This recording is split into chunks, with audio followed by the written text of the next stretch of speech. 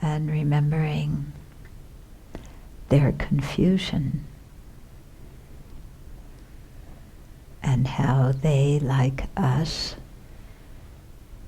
create problems for themselves and for others.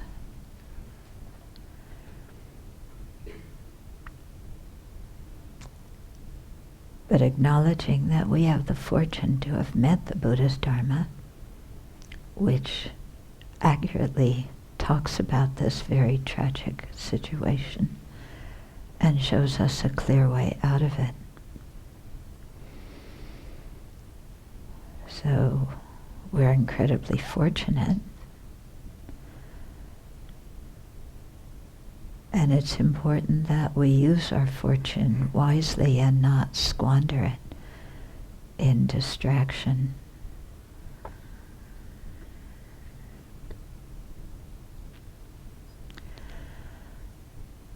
And so the best way to use our life wisely is to cultivate the altruistic intention of bodhicitta, the aspiration for a full awakening, so that we can enact the benefit of all living beings most effectively.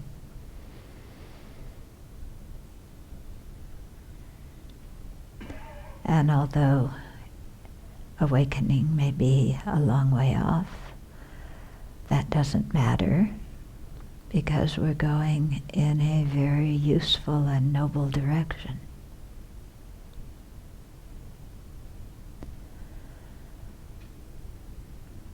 So let's have that long-term perspective, be completely committed to our goal of wisdom and compassion, and then slowly but consistently create the causes to actualize full awakening.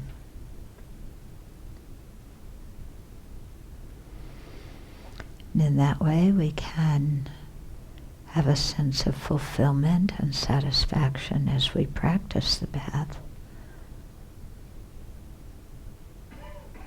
even before we've attained any realizations, or before we've attained the supreme realization of full awakening. So generate that kind of intention and determination, which is a reason for our being together now and for the rest of our lives.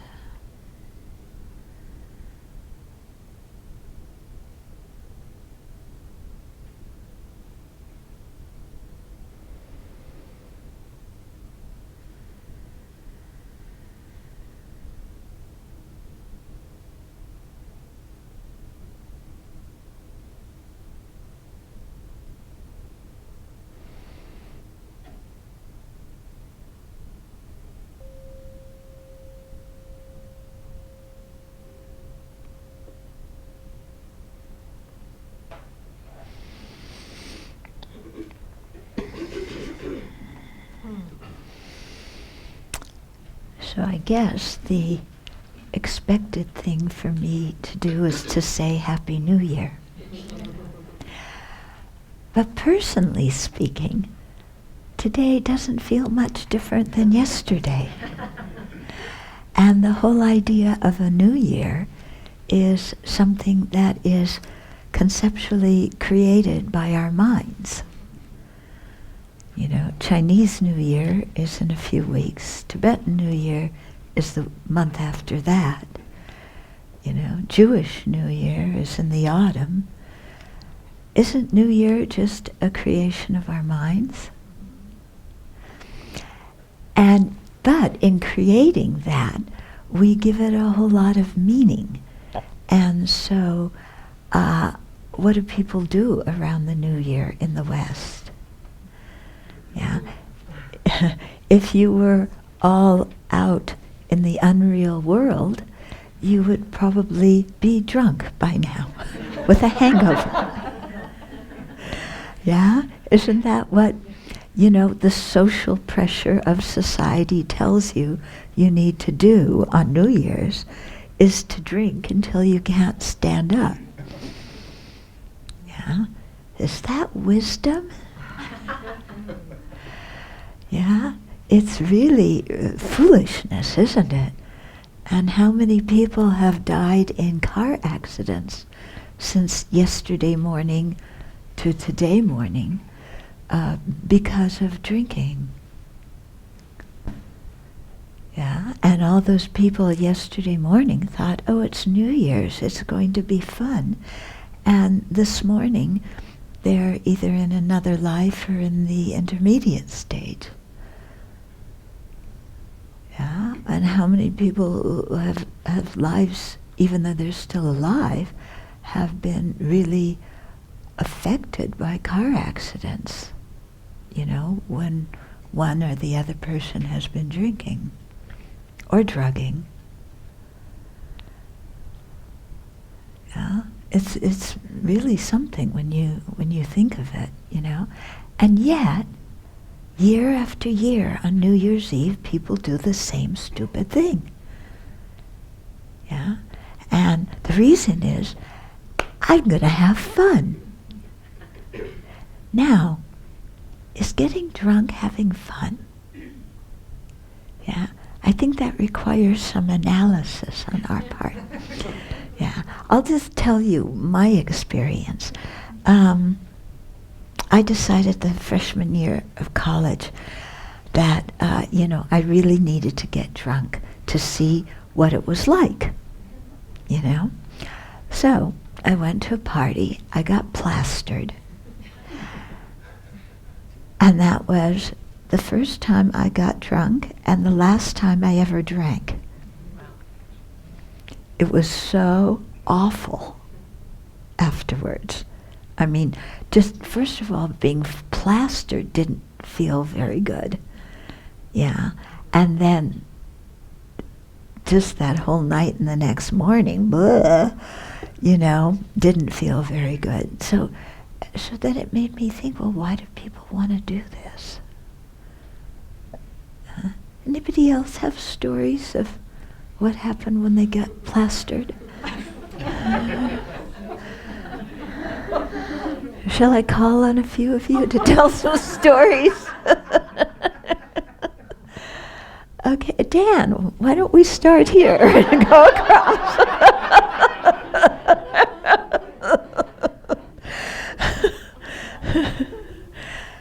It was kind of snowing, something like this, probably worse, and it was late, and I was drinking and driving, and I stopped in a parking lot to use the restroom, and I got back in my car, in my truck, and was trying to get motivated to drive, which I could barely walk. And a police officer came up and said, "What are you doing?" And I said, "I'm on my way home." And so he wanted to do a sobriety test, and the wind was blowing, and it was just cold and snowy, and I looked at him and I said, "Do we really need to do this? Because I'm not going to pass this test. It's too cold." And he was relieved, so he just arrested me. And that was my fun New Year's, one of them. So I guess I'll say this with the motivation just to show how destructive it can be to be drunk. This was probably one of my worst experiences drunk. I went to a bar with a friend and we got drunk, and I think we were even drugged. I think someone must have put something in our drinks. And I, totally lost my mind. I didn't know what I was doing. And I ended up leaving her there. And I probably left the bar about 3. I woke up on the sidewalk at about 6 and realized I had slept there. And then made my way back to the house. And later that day, I get a call from my friend. And she said she had been raped. And that she had been taken to the hospital. And obviously I felt horrible, you know. I felt like I had let my friend down in the pursuit of having fun. And after that, I had to go to the police station several times to talk about that evening, because they wanted to do an investigation to figure out who did it. So that ruined my life and her life.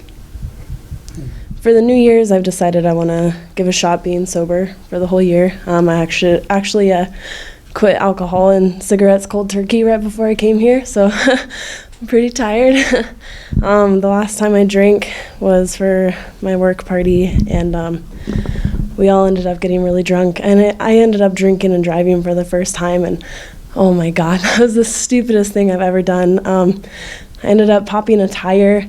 I ended up hitting a shed and scraping the side of my car. But the whole time I was like, woo, this is so fun. And we're all like, this is fun. But like the next day, like, that's not fun. That's just stupid. And I ended up at 1 a.m. somehow. I don't know how I got there. I was on a sidewalk in a parking lot.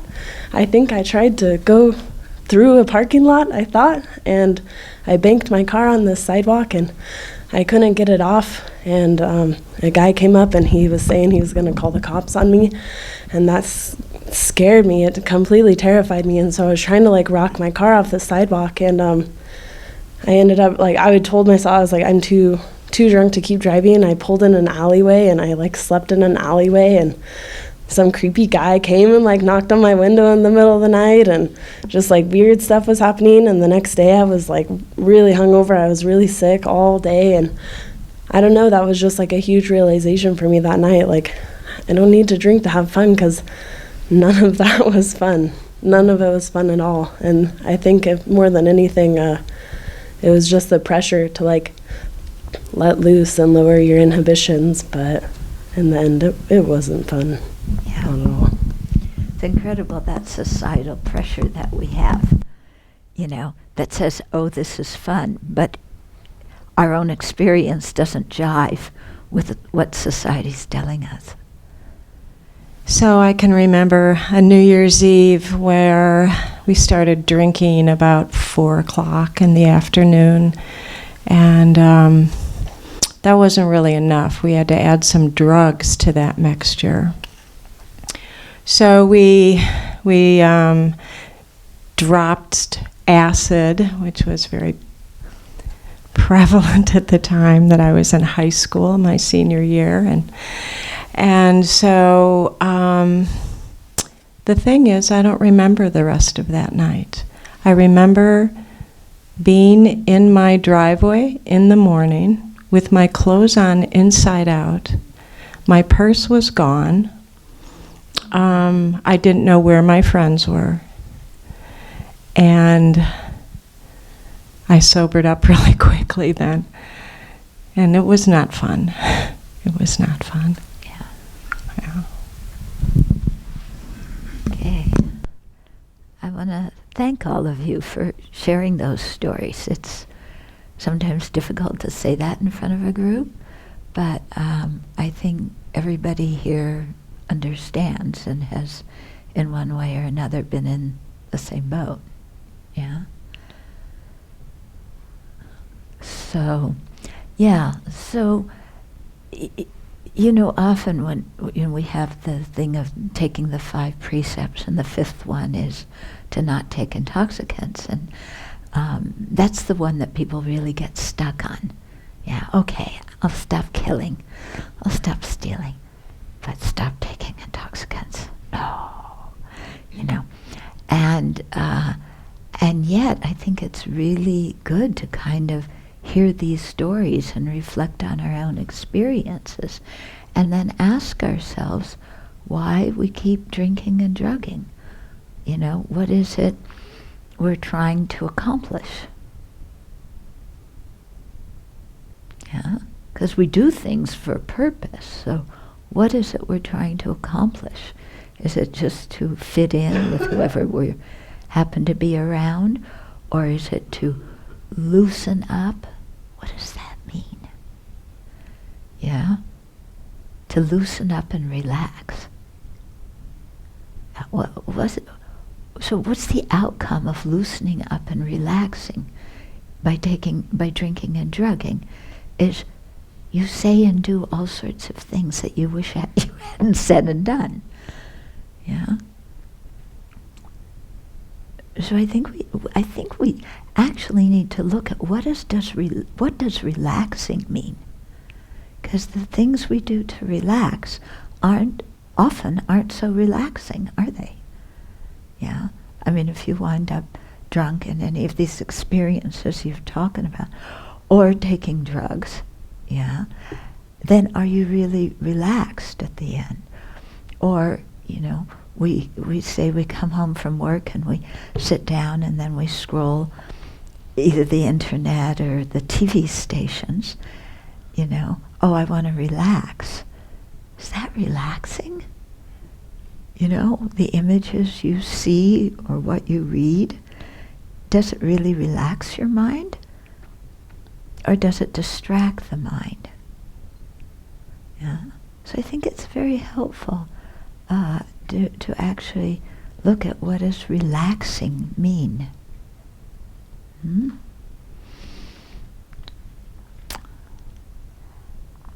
Okay.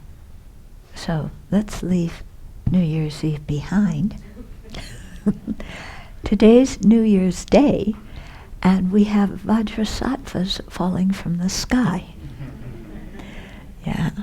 So it's very nice when you can make external analogies with what you are internally meditating on. So seeing all the snowflakes as Vajrasattvas showering upon you, yeah, helping you to purify.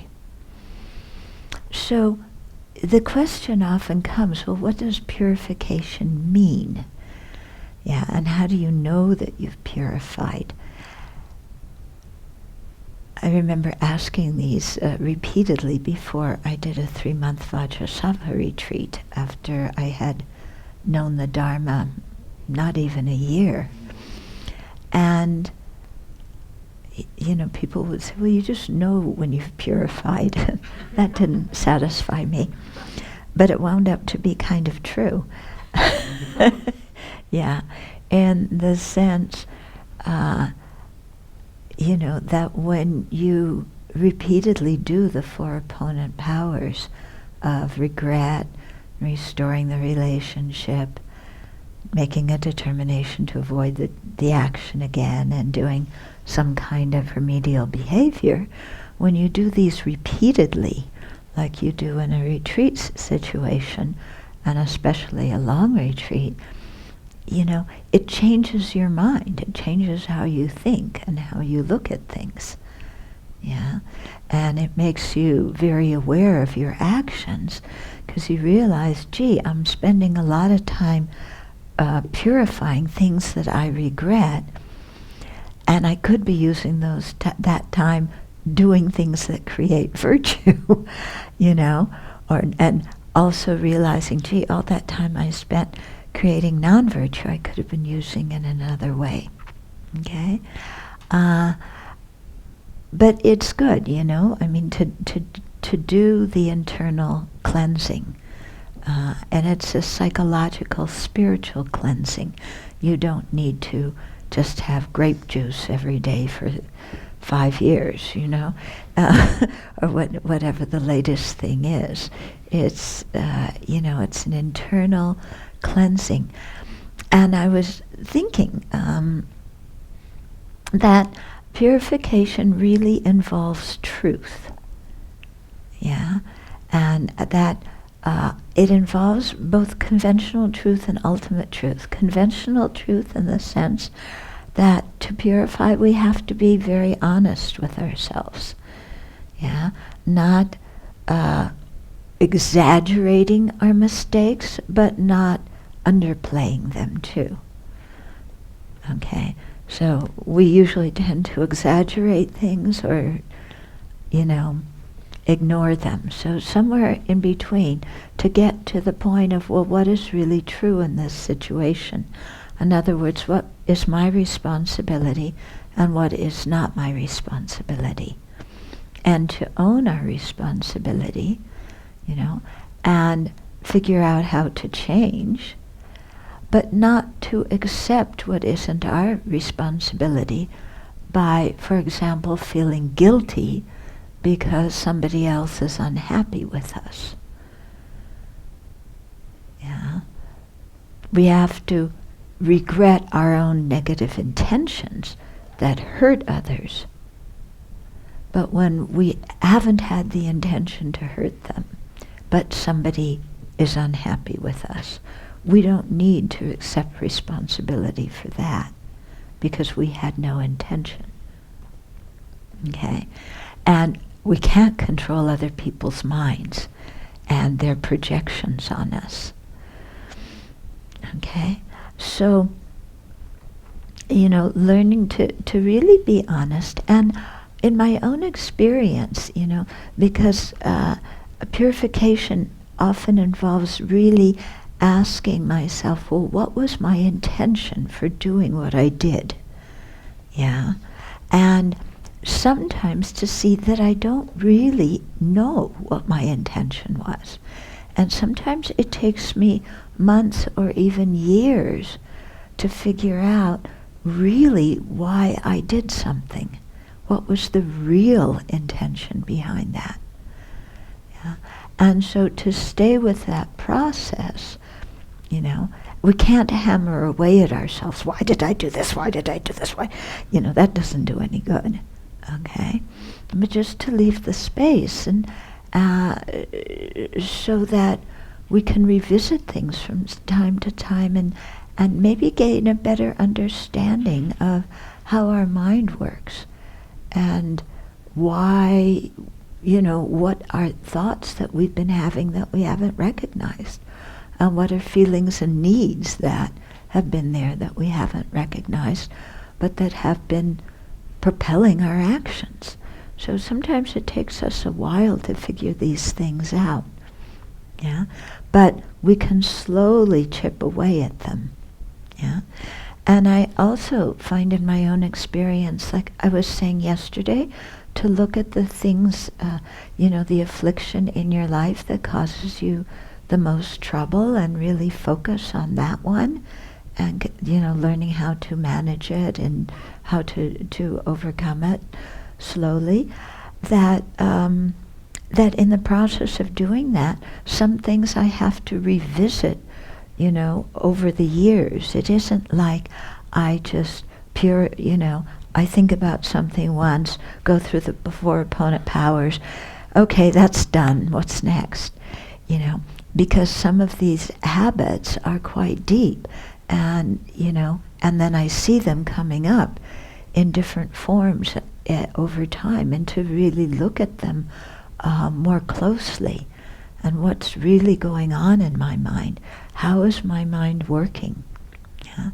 And so here, I think it's very helpful if you have the chance to study what's called mind and mental factors, or actually awareness and mental factors, because it talks about the mental factors, which include a lot of our emotions, as well as a lot of the views and attitudes that we have.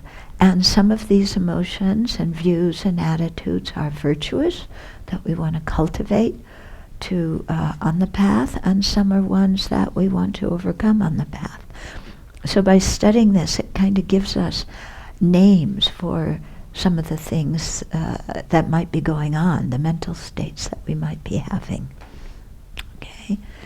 And, we do nonviolent communication here at the Abbey. So there's Marshall Rosenberg has made lists and lists of things, and those are helpful too, just to help give us names to try and understand mental events that we're having. Okay? But it's a slow process, but it's very intriguing. And like I said yesterday, if you practice the Dharma, you're not going to ever be bored again, because what's going on in our mind is very interesting. Yeah. More interesting than television. Okay. So, when we're doing the Vajrasattva, we're purifying karmic actions. Karma means action. Different actions that we've done in the past that have resulted in, we can't, the karma that has brought its results can't be purified because it's already ripened. It's like a seed that's already sprouted. You can't prevent it from sprouting. But karmas that haven't yet ripened, then we can do something about. And so those are the ones that we want to focus on, when we're purifying, to keep them from ripening or from lessening the effect or the length of time that they ripen. So, I can't go into a lot of detail about karma right now, but the book Good Karma, How to Create the Causes for Happiness and Avoid the Causes of Suffering, is very good, I think, about outlining some of those things and detailing, making us aware of some of the things that we do. So it's a good book to read when you're doing purification. We have to remember when we're talking about karma that there's good karma as well as bad karma. Sometimes when we talk about purification, we're only thinking of the negative karma. But we also have a lot of virtue, and we want to protect that by dedicating the merit, and by avoiding anger and wrong views, because anger and wrong views are impediments that prevent our virtue from ripening. So we want to be careful about that. Karma, the whole system of karma, is not something the Buddha invented.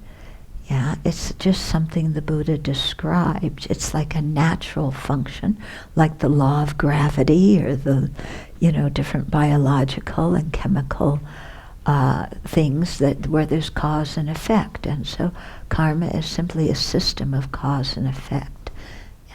So don't confuse it with reward and punishment. It's not a system of reward and punishment. It's just cause and effect. Okay, so so when we experience good things, like we are now, we're all alive with a full stomach in a safe place with kind people. It's not a reward for our virtue, it's a result of our virtue. When we get ill, when things happen that we don't like, it's not a punishment, it's just a result of previous non-virtue. So it's very helpful to think when we're having unfortunate circumstances arise in our life. This is a result of my own non-virtue. And so in the future, if I don't like these kind of results, I need to stop creating the cause. And so we begin to reflect on maybe the specific kinds of, or not specific, but general kinds of actions that we may have done this life or in previous lives that have brought about a specific result. And the book I just mentioned is very good at pointing some of those out for us.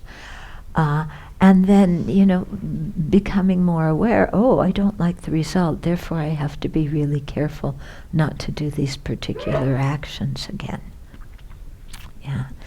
And also, when the karma's already ripened in your feet and things aren't going well, to say, this is good. Now that karma has ripened, it's no longer polluting my mind. okay, it's a negative circumstance I'm going through right now, but I'm going through it, and it's impermanent, and it's going to end, and if I can learn from it, then I'm going to be in a much better place than I was beforehand. And so, the scriptures often talk about how going through difficult situations can really motivate us in our practice, because it motivates us to abandon virtue, accumulate virtue. It helps us to generate the determination to be free from cyclic existence, and it helps us deepen our compassion for other living beings who are having similar types of misery at that time. Okay? So, what I'm getting at is even when you go through difficulties, it's possible to keep your mind in a positive state.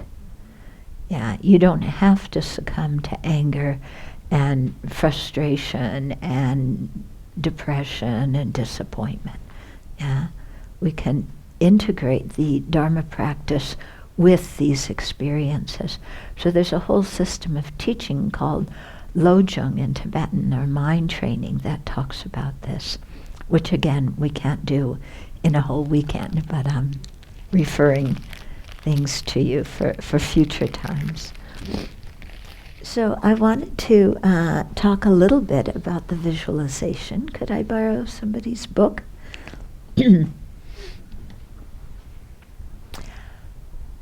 Thank you. First of all, before I get to the visualization, do you feel the power of the mantra when we're all chanting it together? Yeah? Can you feel the power of just that sound when a whole group of people are chanting it together? It's powerful. There's a certain kind of energy to it. Yeah. And that the mantra, okay, first of all, we have the translation of the mantra that's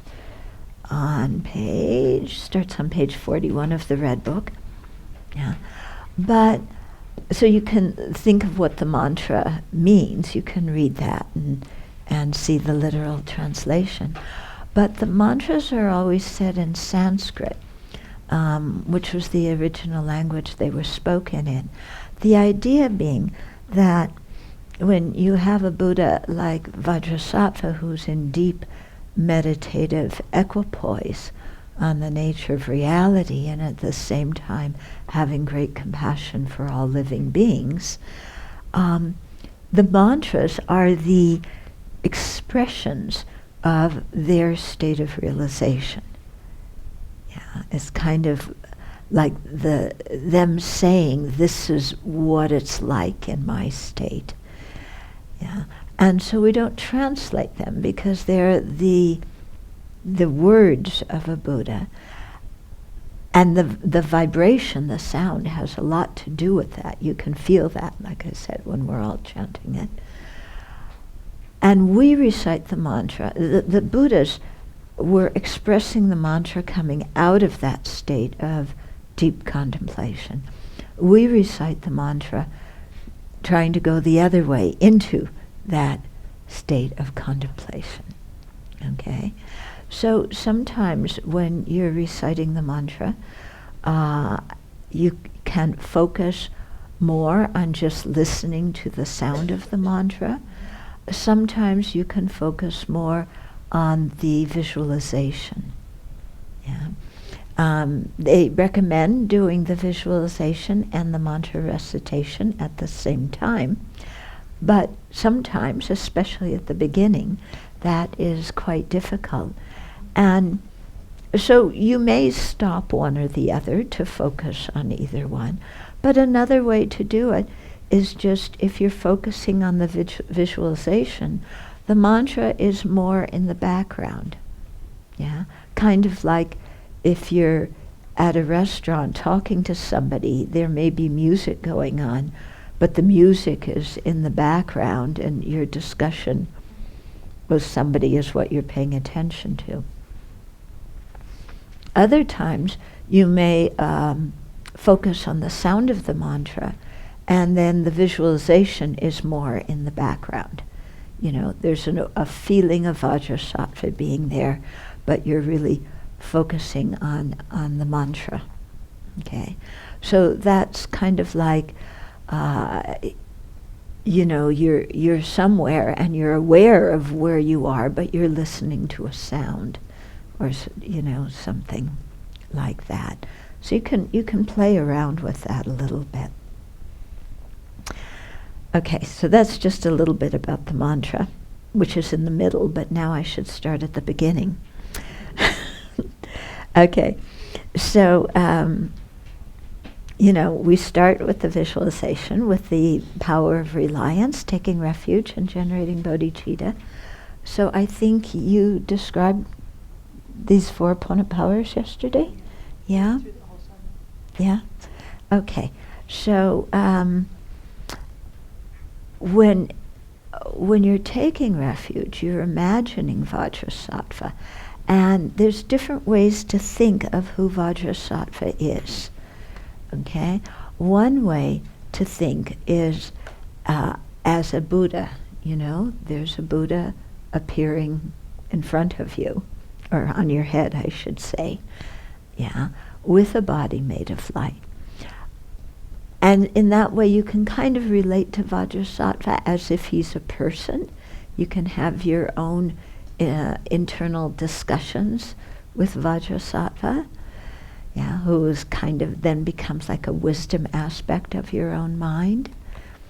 Another way to see Vajrasattva is as the physical manifestation of all the good qualities we want to develop. You know, so Friday night we talked about the 18 unshared qualities of Buddha. There's also a list of the 10 powers, the 4 fearlessnesses, many descriptions of Buddha's qualities. And as you study those, then you can imagine them appearing in the form of Vajrasattva. Okay? So this is kind of like how an artist may have something internal to express, but it's expressed in images. Or a musician has something internal to express, and it's expressed as the music. So here, there's the qualities of a Buddha that are expressed in that physical form. Okay? So I think it's helpful, you know, to spend a little time just kind of contemplating what Vajrasattva looks like. I mean, when you fall in love, you spend a long time contemplating what your lover looks like, don't you?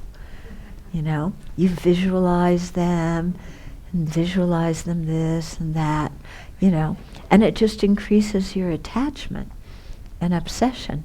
Here, you know, we're, I don't think you're going to fall in love with Vajrasattva.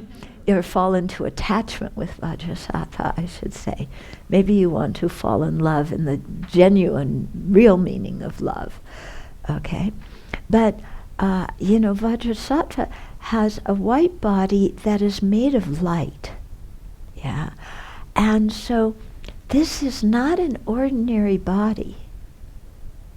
It's not this kind of body that gets old and sick and dies and has arthritis and aches and pains and things like that. This is a body made purely of light. Yeah?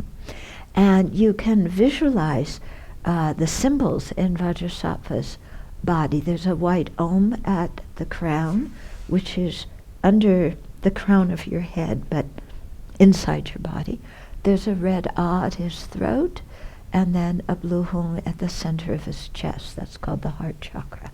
So when they say blue hung at the heart, it doesn't mean over here. It means in the center of the chest. Okay?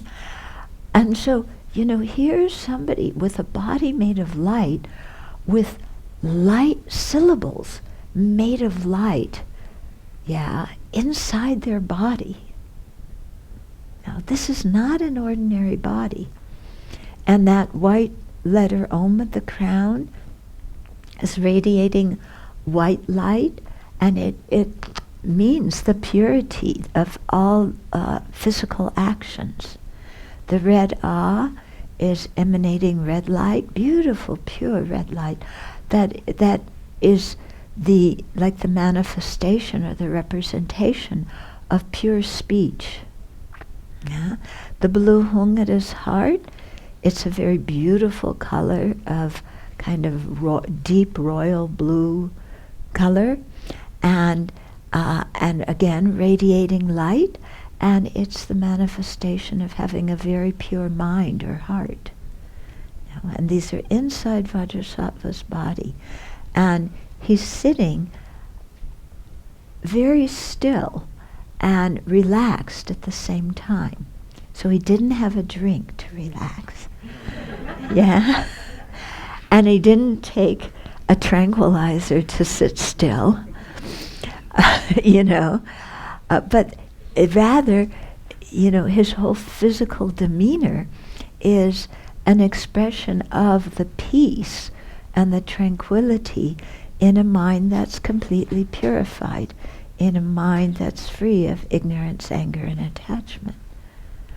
Yeah. So it's helpful to think of, you know, there he is sitting on top of my head, yeah, completely still and silent. Yeah. There's not a lot of music going on. There's no hard rock. Yeah. There's no Frank Sinatra. There's no, you know, what is it? What is the metal? What is it called? Metal? Heavy metal. What? Heavy metal. Yeah? There's none of that. It's just completely, purely silent and satisfied. Yeah? That in that silence, there's complete satisfaction, complete fulfillment, complete contentment. Yeah? So when we visualize Vajrasattva's body and think of this kind of meaning, it helps us understand that we too can be like that. Yeah. Okay, Vajrasattva's like that. What would it feel like for me? And you start imagining what it would feel like to be really silent inside. And silent not because, you know, you're spaced out, but silent with a very bright, alert mind. Yeah, that's completely fulfilled, that doesn't need anything from anyone. And that instead is there to be of benefit to others. And so you start imagining that. Just think for a minute. What would it feel like to not need anything from anyone? Yeah? Yeah? Do you get what I mean? That's kind of, I don't need you to change, and I don't need you to love me, and I don't need you to stop yelling, and I don't need you to pick better cabinet members, and I don't need, you know. Yeah, you don't need anything from anybody. Your mind's fulfilled. Plus, there's this total openness that naturally, spontaneously wants to give to others. Yeah. So it's not, oh gee, I have to give to somebody. Or they gave to me, so I guess I'm obliged. Or can I do this later? It's just, you know, that still mind naturally, spontaneously wants to give, wants to be a benefit. Okay? So you think of Vajrasattva sitting on your head like that, and that kind of indicates that he's an extension of you. Yeah. So then you begin to feel like, to contemplate, well, what would it feel like for me to be like that? Yeah.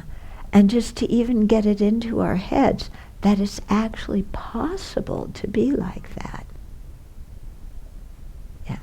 We don't need to be crazy chickens without a head running around doing bazillions of things for some unknown motivation. Yeah. And that sitting there with compassion, spontaneous compassion, actually does a whole lot. Yeah. Does a whole lot. If you're sitting in the presence of someone who has spontaneous compassion, yeah, do you need to have a long discussion with them about your whole history? And your mother did this and your father did that and da da da. You don't need that. Yeah? You're happy just sitting there. Mm-hmm. So it's interesting to try and see that that is a possibility for ourselves as well. Okay? That we don't need to identify with all of our stories so strongly. Yeah? That we can put our stories down and pay attention to Vajrasattva. Mm-hmm. Okay. That's just a little bit about the visualization of Vajrasattva.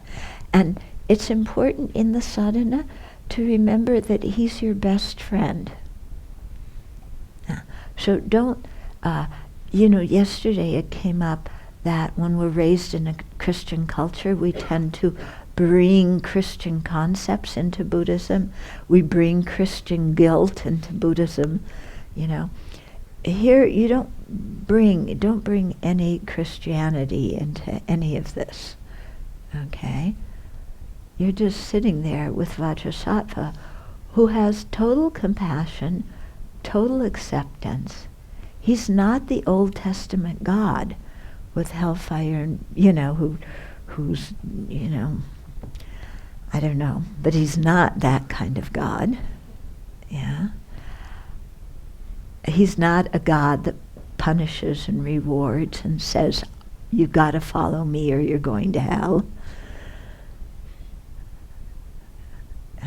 He's your best friend who you can always trust, who's always going to accept and understand you with compassion. So I think just even thinking in that way is very, very helpful for us. Because I know for me, when I first started doing these practices, it was hard for me to even imagine somebody looking at me with total acceptance and compassion. Yeah, it was hard for me to even imagine that, because who in the world looks at us that way? Yeah. And what about ourselves? Do we look at ourselves with total acceptance and compassion? We're much harder on ourselves than other people are on us. Mm-hmm.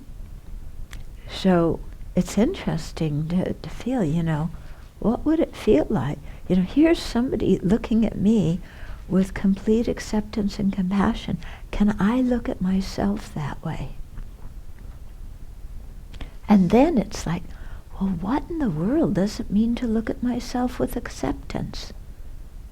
Does that mean that I accept all the rotten things I've done in my life and say that they're okay and they don't matter? No, it doesn't mean that negative actions don't matter. Okay. But we accept that the person who we were in the past, remember I was saying before, looking at our negativities, the person we are now and the continuity, looking at the person we were, who we understand very well. So that person may have done some quite harmful actions, yeah? But we can have compassion for them, for their suffering that they were in, that propelled them to do that. And we can accept that they did that. And we can have that acceptance and that compassion without judging and criticizing, and without saying, it's okay, it doesn't matter. Okay? Acceptance is simply, yes, it happened. It's not, it happened, or yes, I did that, you know. It's not, yes, I did that, and what a rotten person I am. Or, yes, I did that, and, you know, oh, what do other people think of me? It's just, yes, I did that. So it's not, yes, I did that, and it's okay, it doesn't matter. No. But it's some kind of acceptance of that that gives us the mental space to do the purification. Because when we lack acceptance of what we've done, then we can't see the situation clearly, because our energy is going into rationalizing and justifying and making excuses and suppressing and repressing and all those other psychological things that we do. Whereas acceptance is just, I did it. That's it. Now let's see what I can learn from it, where I can go. Okay? So just the idea of Vajrasattva looking at us that way, you know, makes us ask, can I see myself that way? Yeah. Can I see the events in my own life that way? Yes, they happened. Period. Not, yes, they happened and I'm damaged goods. No. Don't add shame onto it. Shame doesn't belong there. Okay. So it's, it's calling on us to learn how to see ourselves in a different way. And in the process of doing that, we are also practicing others in a different way. So being able to look at the people who have harmed us without, anger or vengeance towards them. But just saying, wow. They were suffering, they were confused, they did that. Wow. And responding with compassion. So I think that's very helpful also, so that we change our attitude towards people who have harmed us, or people who we're afraid will harm us. Yeah, so we can still acknowledge the harm, but all the other psychological stuff that gets piled on top of that, and all the emotions that get sparked due to it, just, they don't happen. Okay? So it'd be nice to look at other people that way, especially after the election, don't you think? Yeah, I mean, this election season has been grueling. And can we look at, I don't know, I'm going to say Trump. I hope none of you get mad at me. But can we look at him, or can we look at the people who were racist and bigots and who are doing more hate crimes these days, since the election? Can we look at those people with some kind of compassion? Yeah. And speak out against wrong attitudes and wrong actions, but without anger and vengefulness, without making it us and them. Mhm. So is that possible? Because Vajrasattva isn't just looking at us with acceptance and compassion. He's looking at Donald Trump that way. Whether Trump can see, whether Hillary can see, I don't know. But to know that, there's beings who have overcome the kind of afflictive emotions that we have, who can have that kind of attitude. And that means we can also cultivate it as well. Mm-hmm. And who wants to stay for 4 years with, either apathy or anger? We don't want to do that. But, yeah. So how can we be present? How can we help society without, just inflaming us and them?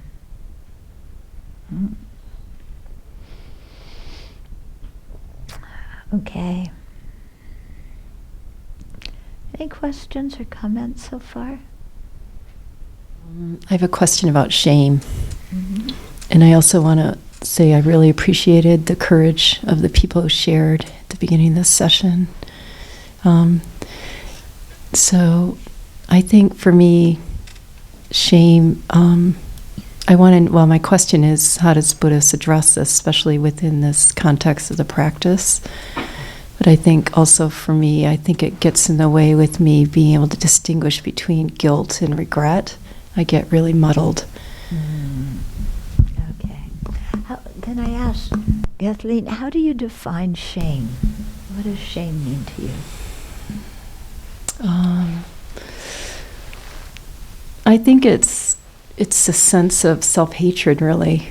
I think it's a sense of being no good. I don't know. Like I could feel it in the embarrassment of telling stories, and also I think talking about alcoholism. One of the foundations of alcoholism, I think, is denial and shame. And I grew up with alcoholics, so I think that was passed on to me. And also, I just think it's also inherent in our culture. I mean, what you talk about, I think Christianity, I was Catholic, I remember as a little girl, I had to actually think of things to take to confession, make stuff up. You had to lie to the priest. I had to actually, come up with something. Yeah. I was 6 or whatever, after whatever, the confirmation, whatever age that is, 7, I think. So, I don't know, there's a lot written on shame, and I've read about it, but I'm interested in what you would say from a Buddhist perspective. About shame. Yeah. Okay. I was asking you, what it meant, because, it's a word that's used often, and to talk about something, it's good to have a general, a somewhat the same understanding of what it means. So you were saying a sense of self-hatred, and I would like to add to that a sense of being defective from the beginning. Yeah, does that make sense when you think of shame? That something's wrong with me, that I don't know what, and I don't know what I did, but something is wrong with me that I can't overcome. Is that? Okay. So, what I find very helpful when shame manifests is first to recognize it, because so often we just believe the self-talk that's going on when shame is present. If you look at shame, there's a lot of conversation in our mind going on. Yeah, I'm so bad. I'm defective. I hope nobody really knows what I'm like or finds out what I'm really like. How can I keep this covered up? I want to break free from it. This is unfair. but I'm stuck with it. So many conflicting kind of thoughts, and many of them self-derogatory, what you were saying. So I think first to recognize all those kind of thoughts that are there when shame is manifest in the mind. And then to take out those thoughts one by one and examine them and ask ourselves, are they true? Yeah? Because we may have had some kind of very early conditioning when we were kids that led to us having thoughts about ourselves that are not true. But as a child, and often as an adult too, we just accept what other people say without any discriminating awareness of whether it's true or not. Yeah? So, when that thought comes that says, I'm no good, then to stop and say, is that true? Yeah. And then you look at what your own mind answers. I'm no good. Well, why? Well, because when I was 4 years old, I didn't do what my mom wanted, and she cried. I made her unhappy, therefore I'm not good. Yeah, that's exactly it. It's when you bring it to light and say that, it sounds almost humorous, doesn't it? Yeah? Like, gee, yeah, doing, spilling something on the floor, or doing something when you're a kid and your mom's unhappy, and so therefore it means you're not a good person? Huh? What kind of logic and reason is that? It's not. Yeah.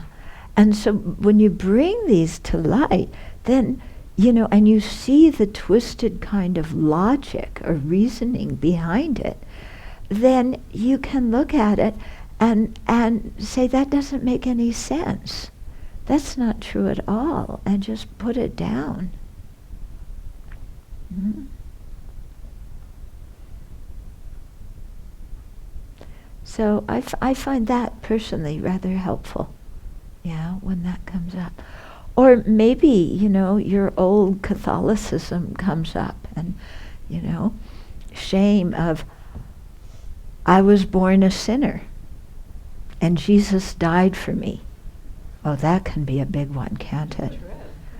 Whoa. Well, that's heavy, I'm a little kid. I was born bad and somebody died for me. Nailed to a cross. And I'm still taking my brother's marbles.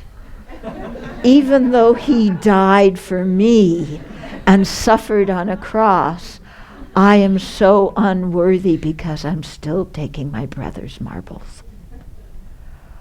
Whew! Whew! That's heavy duty, isn't it? Yeah, that's heavy duty. How many of you were raised Catholic? Ooh. Okay. So, to really look at that and say, what's going on here? Is any of that true? Yeah. Is any of that true? How many of you were raised evangelical Christian? Yeah. So that has that thing too, doesn't it? Yeah. Jesus died for you. Yeah? And so to look at that and say, do I really believe that? I was born a sinner, I was born defective? No, I have the Buddha potential. Yes, I have afflictions. that have been there since beginningless time. But they aren't the nature of my mind. They aren't who I am. And I have the Buddha potential. Did Jesus die for me? I didn't ask him to. Yeah, I want Jesus to be alive. I want everybody to be alive. I don't want anybody to suffer and die. Yeah? I'm not responsible for Jesus dying. Yeah? And I'm still taking my brother's marbles. Well, okay, that's not so good. I need to stop that. But the rest of it, you know, I'm not a condemned person going to hell because I have his marbles.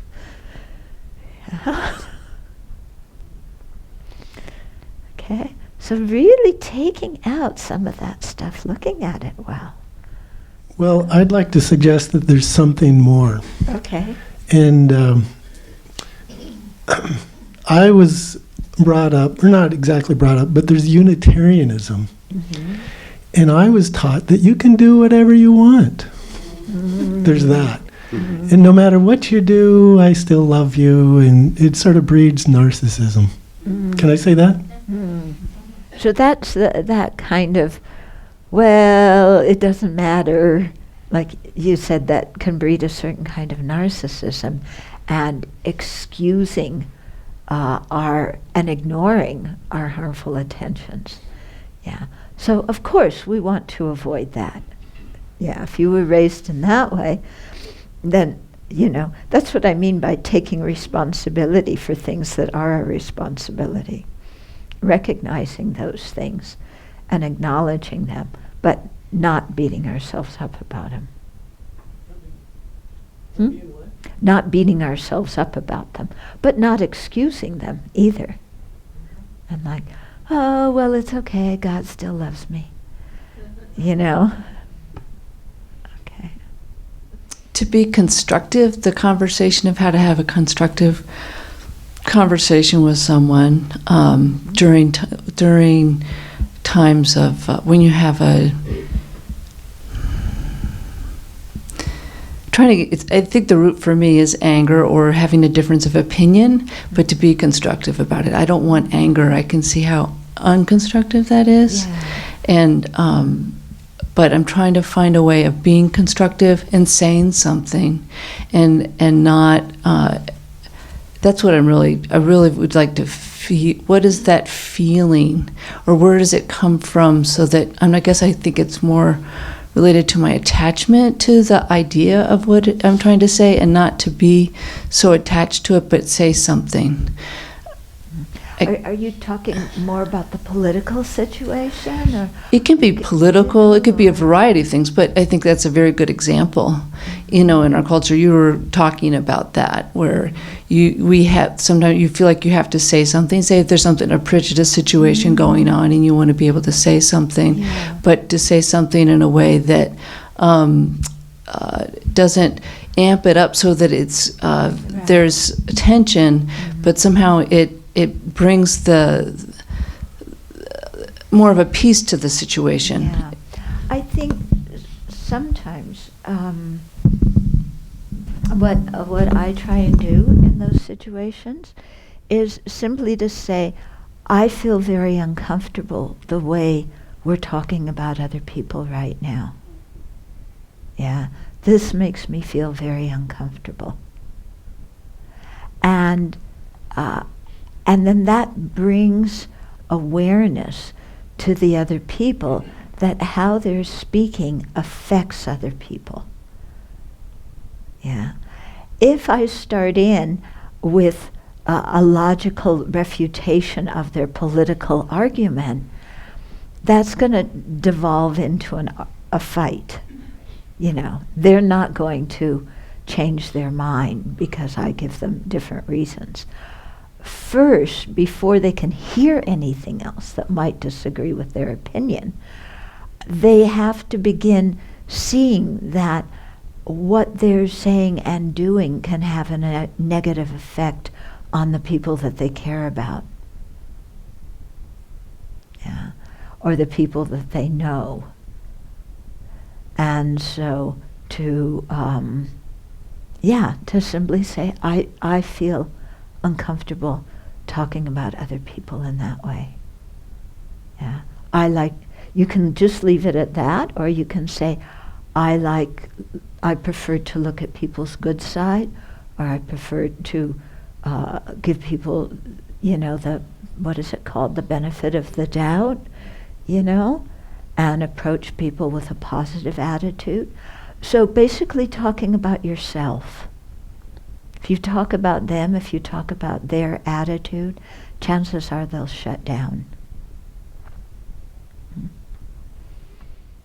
I just had a question with the visualization. So when you read about like the explanation of the mantra, for Vajra it says inseparable or indestructible, but when it says in his right hand holds a Vajra, I don't know what to imagine there, because I can't imagine him holding an indestructible. You know what I mean? I'm not exactly sure what that means when it says that he's holding a Vajra. Okay. What it means there, it's indestructible. It's an indestructible, blissful mind that realizes the nature of reality. Is it just more like metaphorically then you're imagining him holding like the indestructible mindset? Okay, Yeah.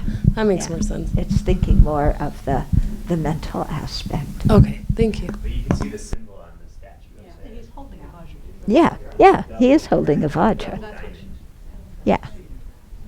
Yeah, he is holding one, but what I'm saying, it symbolizes something, so focus on that. Okay. You mentioned about the power that comes when we say the Vajrasattva mantra together, and I definitely connect with that. I also remember hearing somewhere yesterday someone referring to the vibration that happens, and I'm wanting to know more about why those are important. I mean, I find myself being very much drawn to the mantra, and it works on some kind of a deeper level, and I'm wanting to understand that, and I'm hoping that you can say something about that. Okay, yeah. So that's like one of those questions, like what does purification mean? It's like it's an experience that you have in some way, but when we talk about ourselves as a living being, we have a body and a mind, and we have subtle energy in our mind. And the subtle energy and our emotions and our thoughts affect each other. We can even see that in terms of the gross body. When we're upset, our breathing pattern changes, doesn't it? And it's very different than our breathing pattern when we're peaceful. So, when we're talking about the vibration of the mantra or the power of the mantra, we're talking about that kind of aspect, that level, yeah? But it also is correlated with different mental and emotional states as well. Yeah? And so sometimes when you work on that kind of level of the vibration of the mantra, and you deliberately try and think in constructive and virtuous ways, it becomes easier to do that. Yeah.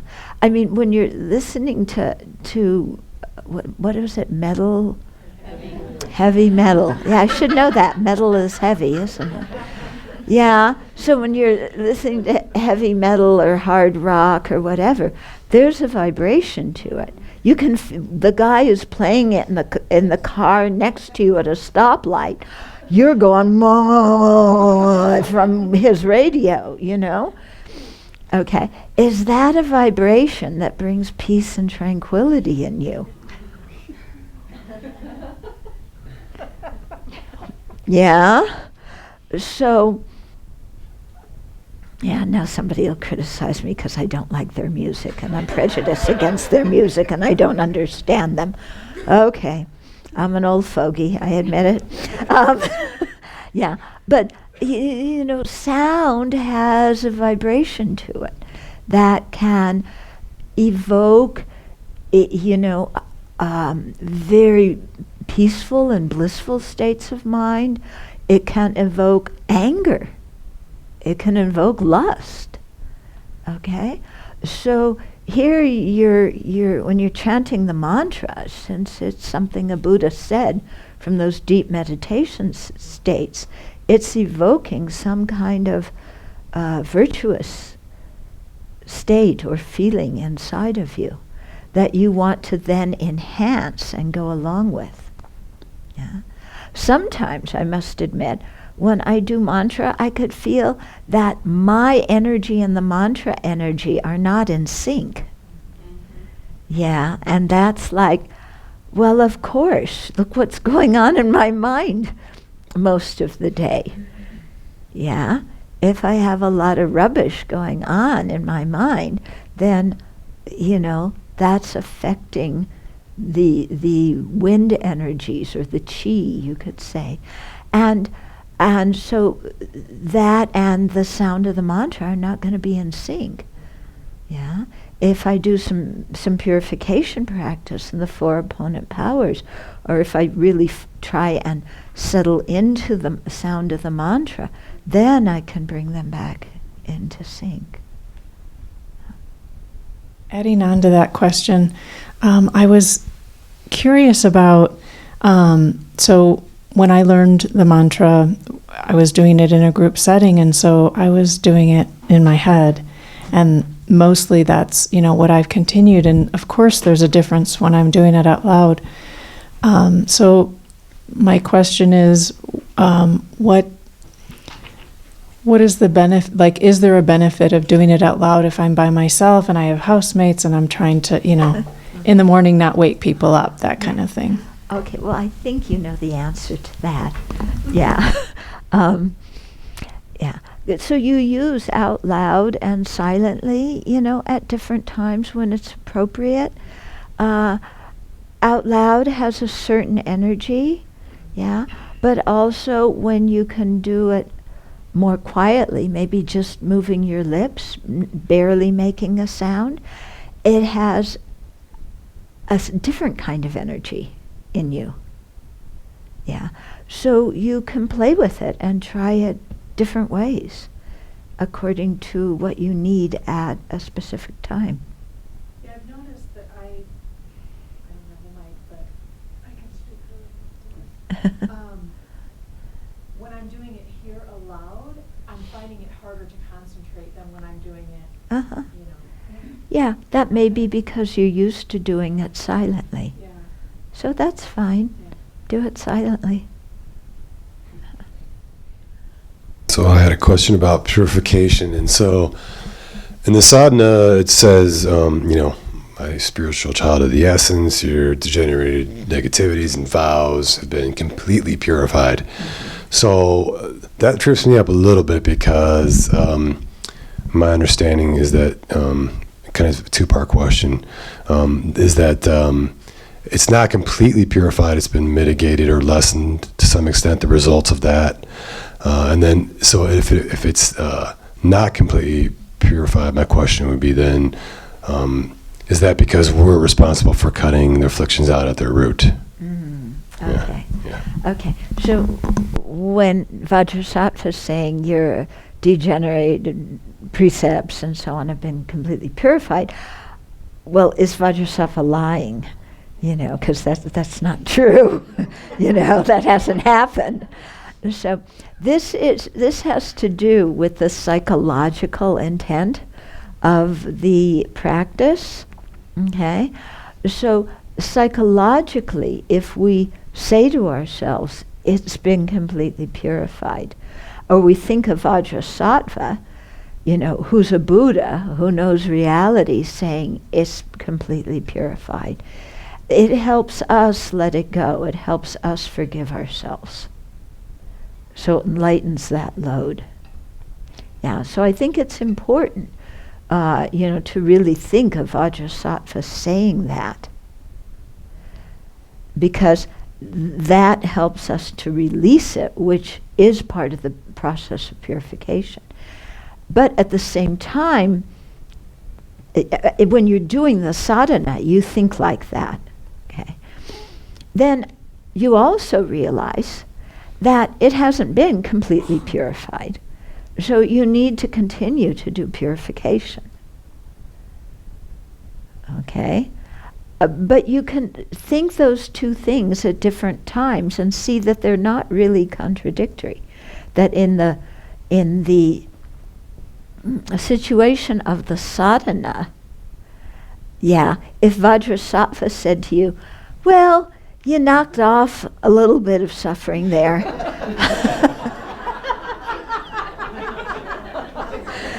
You know, it wouldn't have the same power, would it? Yeah. You would go, well, what did I just do that whole sadhana for? If he says, well, you purified a little bit. Yeah. So, of course, you know, as part of the sadhana, of what the sadhana is trying to convey to us, is, yes, you've purified it all. And so you imagine feeling like that. Yeah? And that's what's very good. All those things that you're still holding on to, you imagine putting them down and not holding on to them anymore. And sometimes that's hard to do. Sometimes when we've spent years and decades creating an identity out of our suffering and out of being a victim, it's like, well, wait a minute, if that's not who I am, then who am I? You know, and it's like scary. But that's okay. That's a good kind of scariness. It's like, you know, that stuff is not happening. Put it down. Okay? And at the same time, keep purifying. Hmm? When we do finally cut the affliction out of the root, then it will be completed. Oh yes, when we realize emptiness, and when through the power of a direct realization of emptiness, we eliminate first the acquired level of afflictions and then the innate level of afflictions, then yes, it will be totally gone. Okay. Well, that's in terms of purifying the afflictions. Sometimes with the karma, it requires a direct realization of emptiness for that too, to completely get rid of any remainder. You know, before that you can like burn it so it can't ripen, but you still have the ashes. Yeah, so this is direct realization of emptiness, gets rid of the ashes.